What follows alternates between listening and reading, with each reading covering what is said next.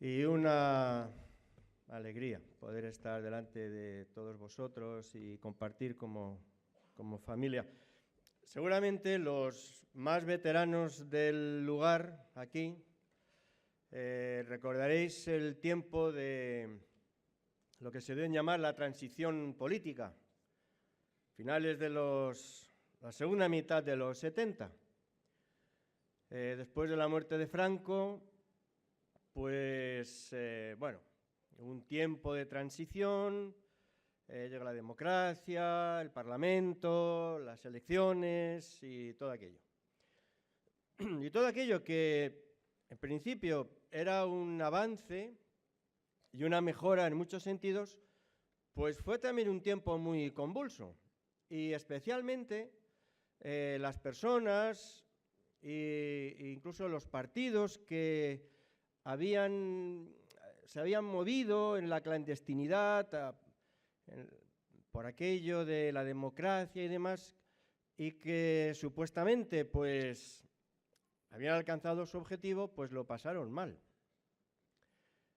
Y acostumbrados a moverse ahí en la oscuridad y todo aquello, pues llegó el momento de estar en el Parlamento, tomar decisiones, establecer leyes, y para muchos aquella transición fue muy complicada y los tiempos de cambio resultaron realmente convulsos. Es más, hubo incluso partidos políticos que desaparecieron, que no se pudieron adaptar a ese nuevo tiempo. Y por eso, pues en aquel tiempo se acuñó una expresión que permitía resumir el sentir de muchos, medio en broma, medio en serio.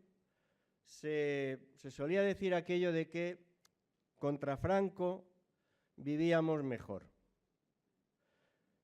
Porque es verdad, al menos cada uno sabía, el objetivo estaba clarísimo, había que cambiar aquello, el culpable de todo estaba clarísimo también, y entonces las cartas entre buenos y malos, eso era diáfano. Y cuando llegó el tiempo de la democracia, pues todo aquello requirió de muchos cambios y de muchas adaptaciones.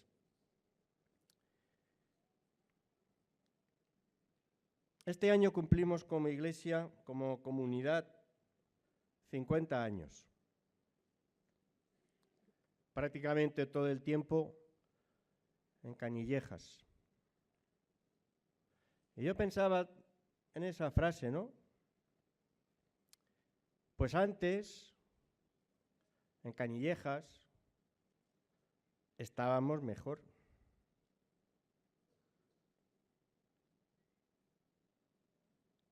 Y a mí me gustaría que tomáramos esta mañana, este tiempo, pensando en nosotros como comunidad, y agradecemos siempre tanto a Dios por cada persona que nos visita y por cada persona con quien podemos compartir nuestra fe y mostrarles el Evangelio, pero esta mañana me gustaría pensar en esto.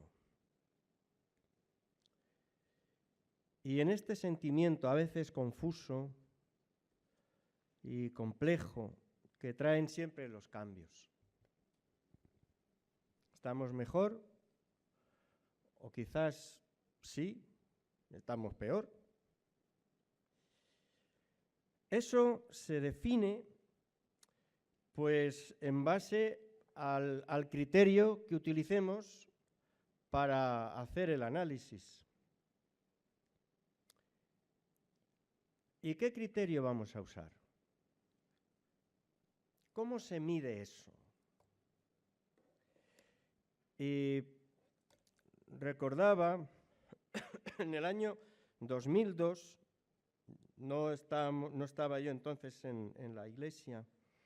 En el año 2002, seguramente algunos recordaréis que la Iglesia consideró y finalmente aprobó un documento que llevaba por título Aclarando la visión.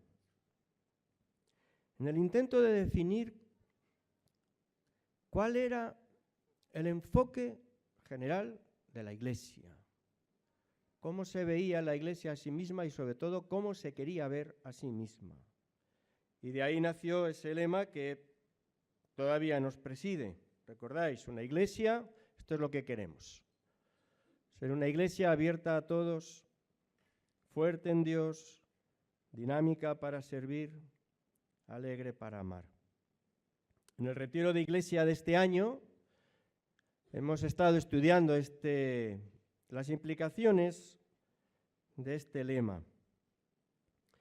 Yo esta mañana quería recordaros dos elementos de aquel documento de 2002, porque eso nos va a dar criterios para considerar cómo estamos.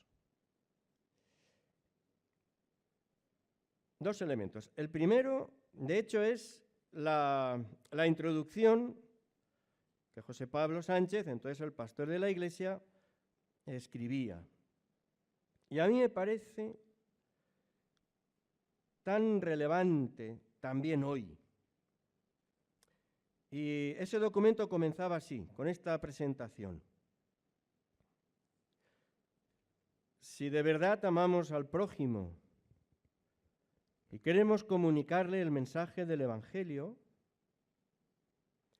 tenemos que hacer un esfuerzo por adaptar nuestras costumbres, patrones, tradiciones, canciones, estilos y formas, de modo que sean comprendidos por la gente que nos rodea. Y esto supone una evaluación de nuestra realidad para corregir y adaptar todo aquello que ya no está alcanzando el propósito por el cual fue puesto en marcha. Supone cambios. El lema de la Reforma Protestante, Iglesia reformada y siempre reformándose, es la única alternativa para que la Iglesia se mantenga viva. Todos conocemos iglesias muertas, donde todo huele a muerto. Tradiciones, costumbres, formas del pasado que ya no dicen nada a la mujer y al hombre de hoy. Iglesias que se quedaron ancladas en un pasado glorioso y que no supieron o quisieron reformarse. Prefirieron la comodidad y la tranquilidad del inmovilismo al riesgo de la reforma y la adaptación. En realidad, la Iglesia solo tiene estas dos alternativas: el inmovilismo de la muerte o la reforma de la vida. Y nosotros hemos optado por la vida. Y a continuación, el documento hablaba de toda una serie de elementos a considerar, pero a mí me parece vital esta primera mención, esta disposición del cambio. Y de hecho, la historia de la Iglesia refleja esa disposición, si no, seguiríamos todavía en el sótano de aquella casita donde comenzó la obra. El segundo elemento que quisiera rescatar esta mañana, y nosotros no predicamos acerca de la visión que la Iglesia tiene, predicamos del Evangelio. Lo que pasa es que la visión que queremos desarrollar como Iglesia está anclada en el Evangelio, ahora lo veremos, pero hay un segundo elemento especialmente tan llamativo para mí y que tiene que ver con el significado de esa expresión de lo que queremos ser, de una Iglesia abierta a todos. Y el mismo documento decía que cuando pensamos en una Iglesia abierta a todos, eso significa, decía, que nuestra prioridad, y esto es definitivo, nuestra prioridad son las personas que buscan a Dios. Esta es nuestra prioridad. Por eso queremos ser sensibles, decía el texto, a sus necesidades y crear un entorno que les inspire confianza, mejorando siempre y cambiando lo que haga falta para ser más eficaces en nuestra tarea. La prioridad de las personas que no conocen el Evangelio y la disposición para el cambio, para ser siempre eficaces en la comunicación del Evangelio a quienes no lo conocen, esos elementos son centrales en nuestra visión como Iglesia. Y están anclados en el Evangelio. Hay un principio esencial que necesitamos recordarnos día tras día en todos los planos de nuestra vida como hijos de Dios y desde luego también en nuestro ministerio como iglesia. Más bienaventurado, ¿recordáis? Más bienaventurado es dar que recibir. Y eso, que es una declaración tan breve, impregna de una perspectiva muy peculiar a todos los planos de la existencia del cristiano. Es mejor dar que recibir. Es mejor pensar en otros que en uno mismo. Es mejor invertir en los demás que en lo propio. Es mejor darse que no esperar que otros te den. Es mejor dar que recibir. Y el ministerio esencial de la Iglesia tiene que ver con esto. Concebida la Iglesia no como una comunidad que se alimenta a sí misma procurando el bienestar de sí misma, sino una comunidad en permanente apertura, una comunidad que se da, una comunidad que no piensa en sí misma, una comunidad que no acumula, que no atesora, que no gira en torno a su propio desarrollo, sino que está volcada hacia afuera. Una comunidad extrovertida, una comunidad que se da porque el entendimiento, ese entendimiento extraño propio del reino de Dios es que siempre, en todo caso y en todo plano de la vida, siempre es mejor dar que recibir. Ese es el carácter del Evangelio. Y ese es el testimonio que el libro de los Hechos pone ante nosotros acerca de la iglesia primitiva, con todas sus imperfecciones. Vamos a recordar unos versículos. Es un texto recurrente, pero tan gráfico, tan ilustrativo, en el libro de los Hechos, en el capítulo 4, a partir del versículo 23. Y me gustaría en esta mañana, una vez más, llamar nuestra atención a propósito del enfoque de nuestro entendimiento de nosotros mismos y de los criterios que nos permiten juzgar las cosas y aún a nosotros mismos y considerar si avanzamos o no avanzamos, estamos mejor o perdemos, estamos mejor o peor, si ganamos o perdemos. El criterio nunca puede ser cómo nos va. Ese es el criterio natural de las cosas. Desde la perspectiva del reino de Dios, el criterio siempre es si estamos dando más y estamos dando mejor. Ese es el criterio. Y de ahí la disposición a actualizar, renovar, cambiar, reformular, adaptar lo que sea necesario, con tal de dar más y dar mejor. Capítulo 4 del libro de los Hechos nos habla acerca, en primer lugar, de la prisión de los apóstoles Pedro y Juan y de su puesta en libertad. Y el versículo 23 dice que una vez puestos en libertad, vinieron a los suyos y contaron todo lo que los principales sacerdotes y los ancianos les habían dicho. Y ellos, habiéndolo oído, alzaron unánimes la voz a Dios y dijeron: Soberano Señor, tú eres el Dios que hiciste el cielo y la tierra, el mar y todo lo que en ellos hay, que por boca de David tu siervo dijiste: ¿por qué se amotinan las gentes? Los pueblos piensan cosas vanas. Se reunieron los reyes de la tierra y los príncipes se juntaron en uno contra el Señor, contra su Cristo, y verdaderamente se unieron en esta ciudad contra tu santo Hijo Jesús, a quien ungiste, Herodes y Poncio Pilato, con los gentiles y el pueblo de Israel, para hacer cuanto tu mano y tu consejo habían antes determinado que sucediera. Ahora, Señor, mira sus amenazas y concede a tus siervos que con todo denuedo hablen tu palabra, mientras extiendes tu mano, para que se hagan sanidades, señales, prodigios mediante el nombre de tu santo Hijo Jesús. Y cuando hubieron orado así, el lugar en que estaban congregados tembló, y todos fueron llenos del Espíritu Santo, y hablaban con denuedo la palabra de Dios. Y aquí hay elementos sobrados para recordarnos una vez más cuál es nuestro llamado como iglesia, cuáles son los elementos que dan sentido a nuestra condición de iglesia y de pueblo de Dios, y también los elementos que nos permitan analizar desde la perspectiva del reino de Dios nuestro punto, nuestro estado, nuestra situación actual. ¿Y qué decir de nosotros mismos? Solo 3 cosas a propósito del mensaje que la Iglesia comparte y de quienes lo reciben y con qué herramientas contamos. El mensaje que la Iglesia de Jesucristo anuncia y comparte es el mensaje, el anuncio de la reconciliación con Dios. A veces hasta eso resulta desenfocado. El apóstol Pablo dice, no nos predicamos a nosotros mismos, no predicamos a nuestra iglesia, no predicamos nuestras convicciones particulares.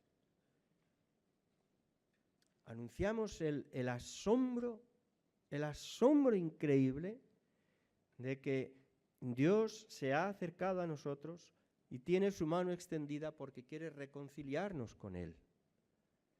La fractura de nuestra relación con Dios causada por nuestra condición, por nuestro pecado, por nuestra rebeldía, que nos separa de Dios en esta vida y que nos separará de Dios en la eternidad, esa fractura Dios la quiere resolver, Dios la quiere sanar. Y ha extendido su mano y se ha acercado y ha habitado entre nosotros. El apóstol Juan, ese prólogo del Evangelio de Juan, tan alucinante. El verbo, la palabra se ha hecho carne y habitó entre nosotros y hemos visto su gloria. Y la ley nos dejó la verdad, pero la gracia y la verdad han llegado a través de Jesucristo. Un mensaje que no es una amenaza. Un mensaje que no es una amenaza, sino una invitación a la vida, a la reconciliación con Dios. Un mensaje cargado de elementos tan poderosos, tan llenos de esperanza, que son comprensibles efectivamente a los que se saben necesitados. El que habita en el orgullo, en la satisfacción personal, no le dirá nada, pero a tantos de nosotros necesitados de una mirada compasiva sobre nuestra vida y nuestra condición, claro que nos dice: si alguno está en Cristo, nueva criatura es. Las cosas viejas pasaron, todas son hechas nuevas.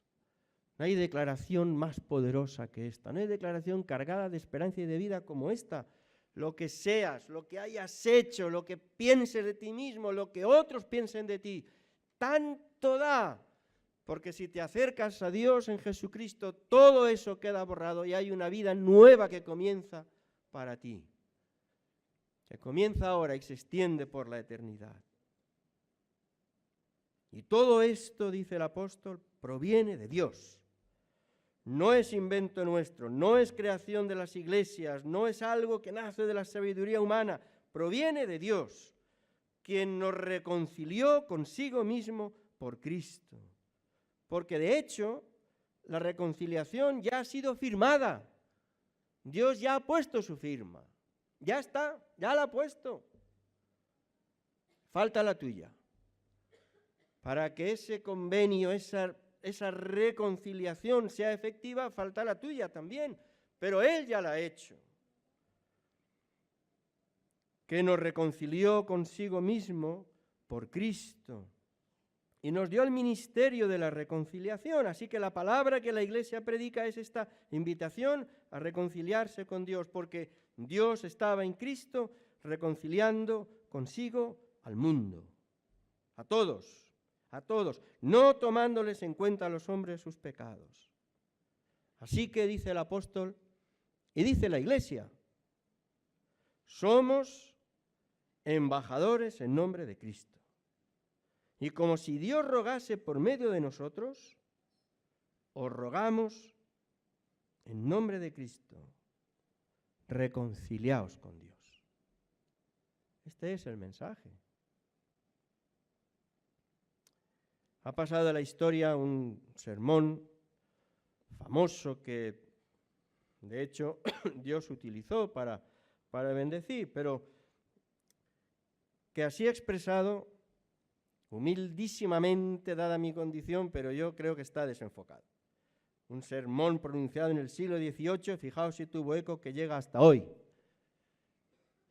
El El título de aquella predicación era Pecadores en manos de un Dios airado.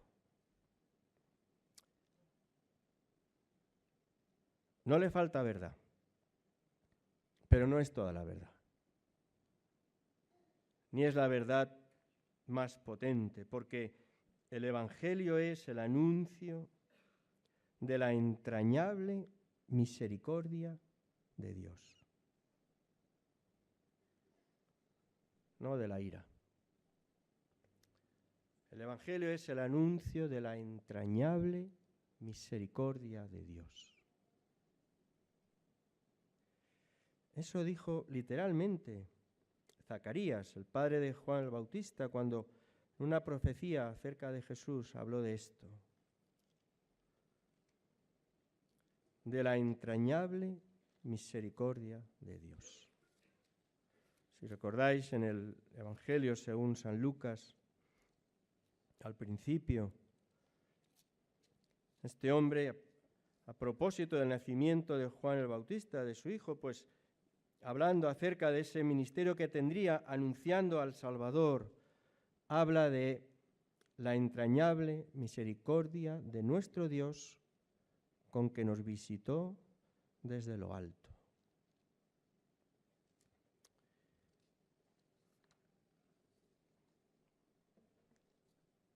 En mi opinión,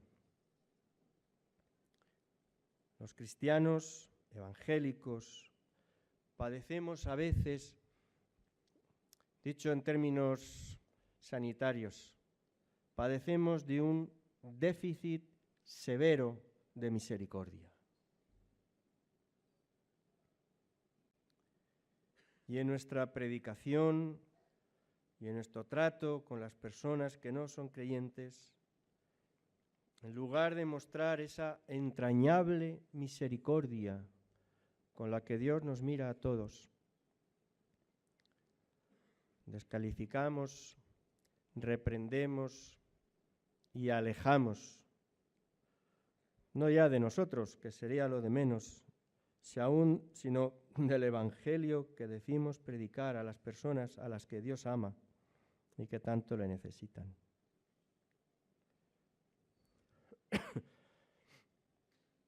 Voy a volver a citar a Dostoyevski. No está en la Biblia, pero a mí me parece que este hombre entendía bien algunas cosas esenciales. Sobre todo la gracia, de la que se sabía tan necesitado, porque, ya sabéis, entre otras cosas, este hombre luchó toda la vida con el tema del juego, de la ludopatía, y toda la vida le persiguió ese problema y causó no poco sufrimiento a su familia, pero precisamente en una de sus novelas cortitas, de estas que, en fin, son manejables, que tiene mucho de autobiográfico, porque la tituló así, El jugador, y hablaba de un hombre que se busca la ruina por el juego, y tropieza con un sacerdote. Pero este jugador tan necesitado de Dios dice, no puedo aguantar a las personas honradas a quienes uno no se puede acercar sin miedo.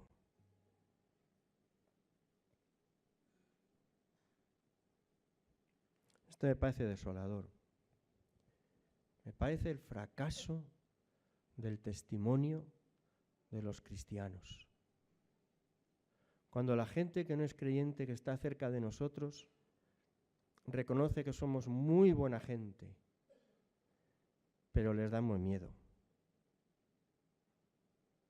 Porque hay en nosotros, en nuestra manera de presentar el Evangelio, un tono siempre de superioridad, un tono de reproche, un tono de acusación. Olvidamos que es el Espíritu Santo el que convence de pecado y sin embargo lo que prevalece, y de hecho yo creo que lo habéis comprobado más de una vez, la impresión es que los cristianos son gente siempre enfadada con el mundo, enfadada con los que no son cristianos, gente que está en contra de todo, que todo le parece mal, ¿Y eso qué había en esa manera tan clara, por otro lado, tan clara de presentar la verdad del Evangelio por parte de Jesús mismo, que hacía que, sin embargo, pecadores, prostitutas, corruptos, sintieran tal deseo de estar cerca de Él? ¿Cómo era la presentación de ese mensaje? Que en lugar de inspirar temor, inspiraba atracción.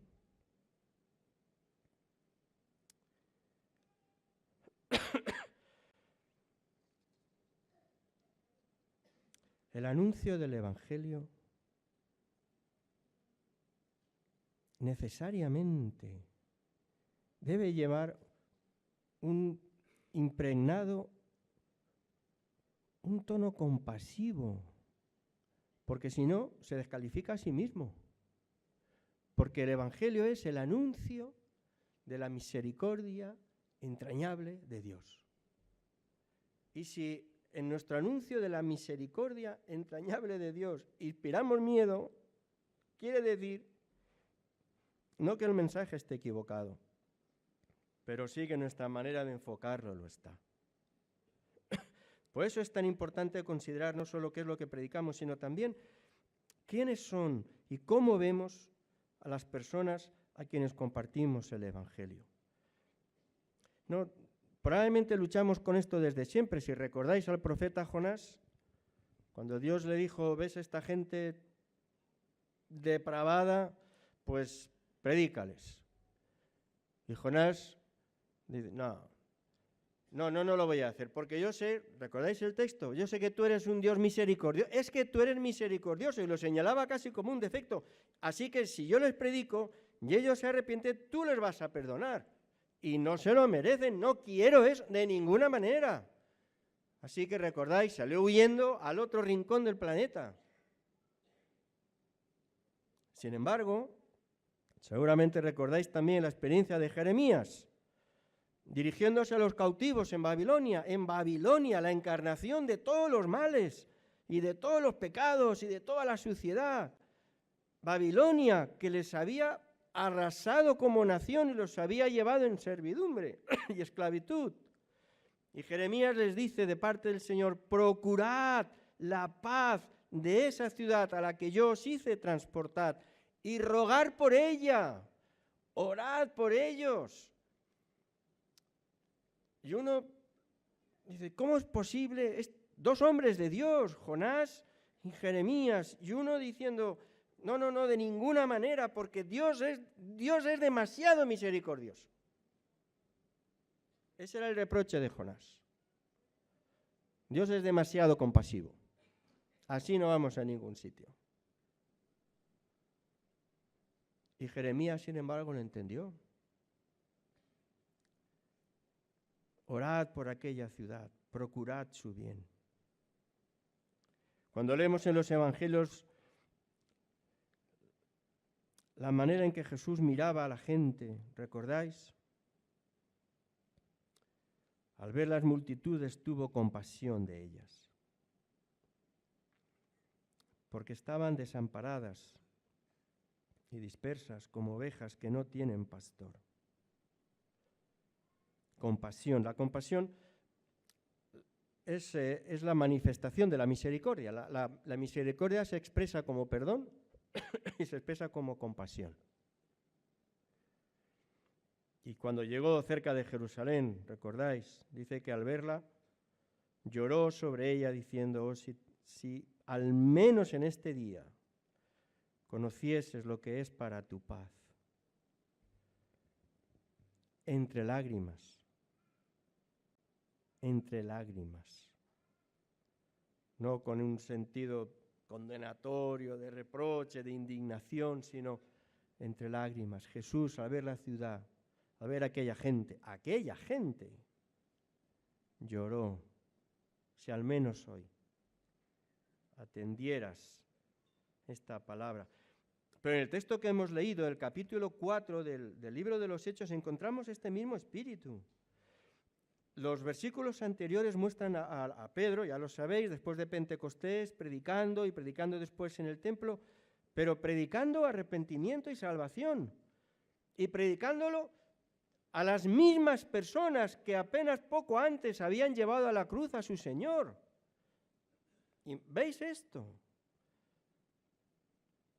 Predicando salvación, predicando reconciliación con Dios a las personas que habían avergonzado, humillado, golpeado, crucificado a su Señor. Aún en la cruz lo desnudaron para que fuera mayor la humillación. Y a esa gente el apóstol Pedro se levanta y les anuncia reconciliación y perdón de parte de Dios. Y la propia iglesia, cuando recibe a Pedro y Juan después de la prisión, se dirigen a Dios y claman.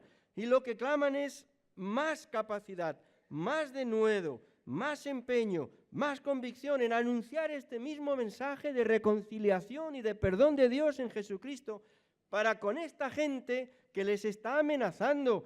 Hay ya un run run ahí en Jerusalén de que las cosas se están complicando para los cristianos. Poco después esta gente tendrá que salir al exilio huyendo porque se desata una tremenda persecución contra ellos. Pero se vuelven a esta gente que han puesto en la cruz a su Señor, que les están amenazando, que han llevado ya a la cárcel a algunos de sus líderes, que pronto van a asesinar a Esteban a golpes de piedras. Y a esta gente, estos cristianos se levantan en oración delante de Dios, en clamor para con Él, diciendo: danos más denuedo, danos más compasión, danos más capacidad de poder compartir a estos precisamente esta palabra de salvación. Lo compartía con vosotros en el pasado retiro de iglesia. Tengo aquí el texto tal cual, no lo voy a recordar, pero sí la idea, la ausencia de sentido que vive nuestra sociedad, ese dinamitar todos los valores que socialmente nos han sostenido, la agresividad aún contra el Evangelio. Todo eso va a dejar a muchas personas heridas en los próximos años y arruinadas moralmente. Ya no son las separaciones y los divorcios, son los conflictos de todo tipo a propósito de la sexualidad y de la economía y de la pornografía y de todo ese tipo de cosas. Esto no es inocuo. Esto va a traer ruina a muchas personas. Y las personas que lleguen, llegarán arruinadas. Y la iglesia que ponga en su puerta un detector de pecados para no dejar entrar a nadie, salvo que sean maravillosos, morirán, por lo menos en términos de reino de Dios. Porque el Evangelio es para los enfermos y para los pecadores. Y llegarán arruinados. Y habrá que saber convivir con esa ruina. Y olerán mal espiritualmente. Y habrá que aprender a convivir con ese mal olor espiritual, para poder anunciar y compartir la compasión y la misericordia de Dios para con toda la gente.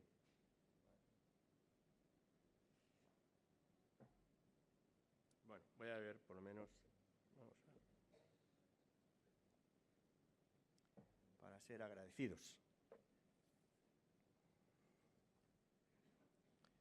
De nuevo el desafío.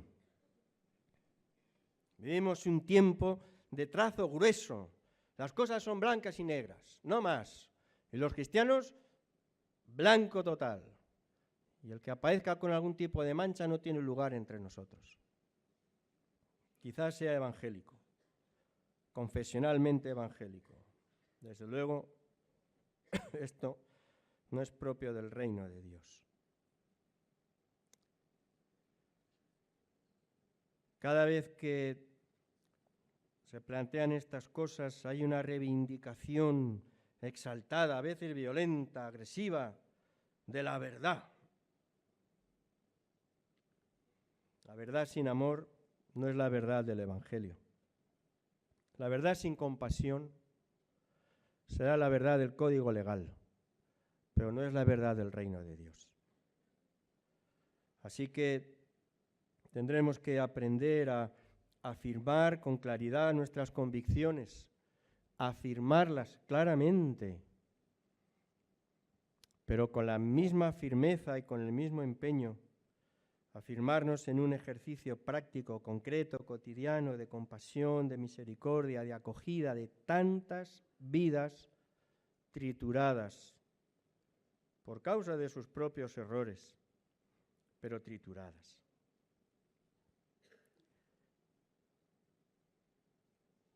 Este es el mensaje y estos son los receptores. Los recursos son de Dios. Y por eso esta iglesia naciente en Jerusalén se dirige en oración: Señor, mira sus amenazas. No nos quieren, quieren nuestro mal, pero con todo, concédenos que les hablemos tu palabra. Y dice el texto que cuando hubieron orado de esta manera, con este enfoque, el lugar en que estaban congregados tembló y fueron llenos del Espíritu Santo y hablaban con denuedo la palabra de Dios. Poder de Dios. Este es el recurso de la Iglesia para semejante tarea, para cumplir semejante llamado, para esta forma de entenderse a sí misma. El único recurso realmente útil es el Espíritu de Dios, poder de Dios. Solo el Espíritu Santo puede hacer que la locura de la cruz le parezca a alguien sabiduría de Dios. No será un argumento, no será una palabra, sino la demostración del poder transformador del Evangelio. El apóstol Pablo, con tanta no vanidad, pero sí con tanta claridad, habla acerca de su propio ministerio, en términos no de sus capacidades intelectuales, que eran muchas, sino de otra cosa. No me atrevería a hablar sino de lo que Cristo ha hecho por medio de mí, con la palabra y con las obras, con potencia de señales y prodigios, en el poder del Espíritu de Dios. Y cuando escribe a aquellos corintios tan satisfechos de su propio saber, les recuerda que cuando estuve entre vosotros, ni mi palabra ni mi predicación fueron con palabras persuasivas de humana sabiduría, sino con demostración del Espíritu y de poder, para que vuestra fe no esté fundada en la sabiduría de los hombres, sino en el poder de Dios. Porque, dice a continuación, el reino de Dios no consiste en palabras, sino en poder. Y es interesante que vemos manifestaciones del poder de Dios continuamente en el libro de los Hechos, pero siempre, fijaos, esas manifestaciones de poder, esas maravillas, esos milagros, todo eso se dan siempre en el contexto de la predicación del Evangelio. No como una exhibición, no como una forma de presunción, sino como un elemento de confirmación de la predicación de la palabra. Si no hay anuncio del mensaje, huelga a pedir poder de Dios, porque todo se reduce a vanidad. Pero cuando el mensaje es anunciado, Dios se complace a poner su sello de aprobación a través de señales de todo tipo.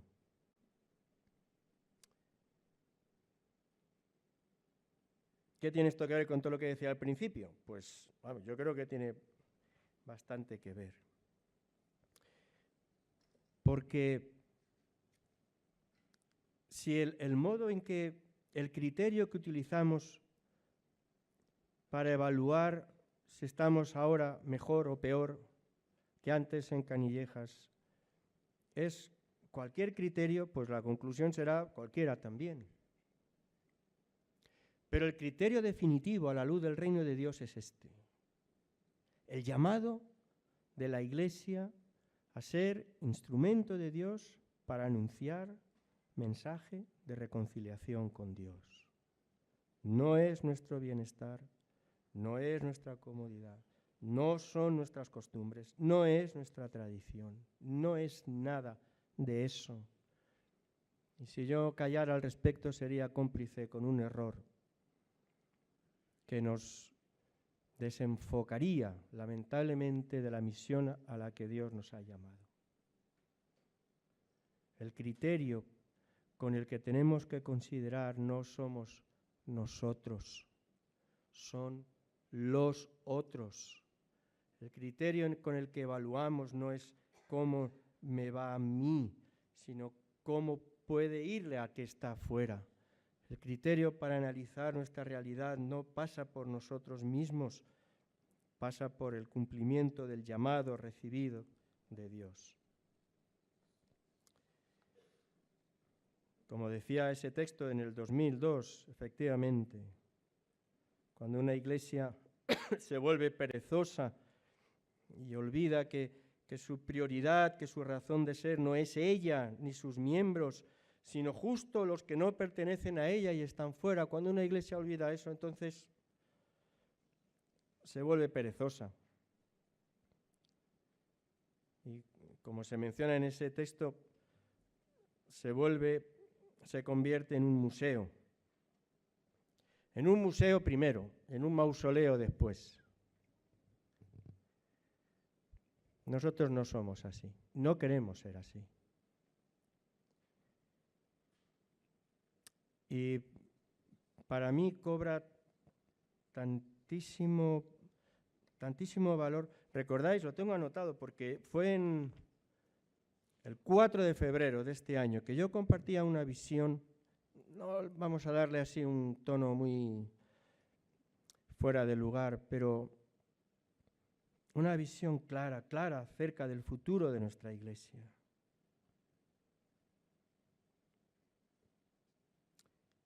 La iglesia y otras, ojalá muchas, esta ciudad y estas gentes necesitan. Y lo voy a repetir porque en mi convicción sigue teniendo sentido y responde a esa visión establecida en el 2002, que a su vez responde al llamado del Evangelio, si no, no tendría sentido como tal, pero que tiene su raíz en el llamado mismo de Jesucristo a su iglesia. Os lo leía entonces, y no tiene nada que ver con vanidad ni con satisfacción propia a propósito de nosotros mismos, pero decía, yo veo claramente a multitudes de personas acercándose en oleadas al nuevo edificio. Llegan en coche, salen del metro, suben la avenida caminando. Las veo entrar a la iglesia por sus 4 costados, por todas las puertas. Y veo dentro una comunidad formada por personas de distintas generaciones, hombres y mujeres, niños, jóvenes, adultos, ancianos, familias enteras, personas solas, todas adorando a Jesucristo con pasión. Cantan a pleno pulmón, vibran con el gozo del Espíritu. Una comunidad donde se predica la palabra de Dios con rigor, con entendimiento, pero también con unción y con poder. Una comunidad abierta que acoge sin reservas a la gente que no deja de entrar, que se ofrece en el nombre de Jesucristo y en el poder del Espíritu Santo para servir y bendecir a todos. Veo esa comunidad que vive su fe en Jesús con entusiasmo, compuesta de una multitud de personas, vestidos con ropas de diferentes culturas, de distintos colores de piel, orando en distintos idiomas, celebrando que son familia de Dios, invitando a todos a ser parte de esa familia, haciendo hueco alrededor de la mesa del Padre para todos los que se quieren acercar. No sé bien, escribía, cómo llegaremos a ese punto, pero me afirmo en el hecho cierto de que Dios nos ha traído hasta aquí por medio del esfuerzo de muchos, pero sobre todo por medio de sus milagros. Estoy convencido de que Dios nos seguirá guiando y va a proveer de los recursos espirituales, en dones, en ministerios, en personas adecuados a cada momento, a cada necesidad. Hoy vemos la edificación y todo el proyecto como un tapiz por el reverso, amasijo de hilos, nudos, todo bastante feo. Y así vemos nosotros ahora las dificultades, algunos errores, molestias, pero todo eso pasará. En unos años todas esas cosas habrán quedado en el olvido. En unos años más puede que se hayan olvidado también nuestros nombres. Pero quedará una herramienta hermosa con la que cumplir la misión de Dios. ¿Cuál es el criterio para decir cómo estamos? El criterio es Betel, ser casa de Dios y puerta del cielo para muchos, no para nosotros.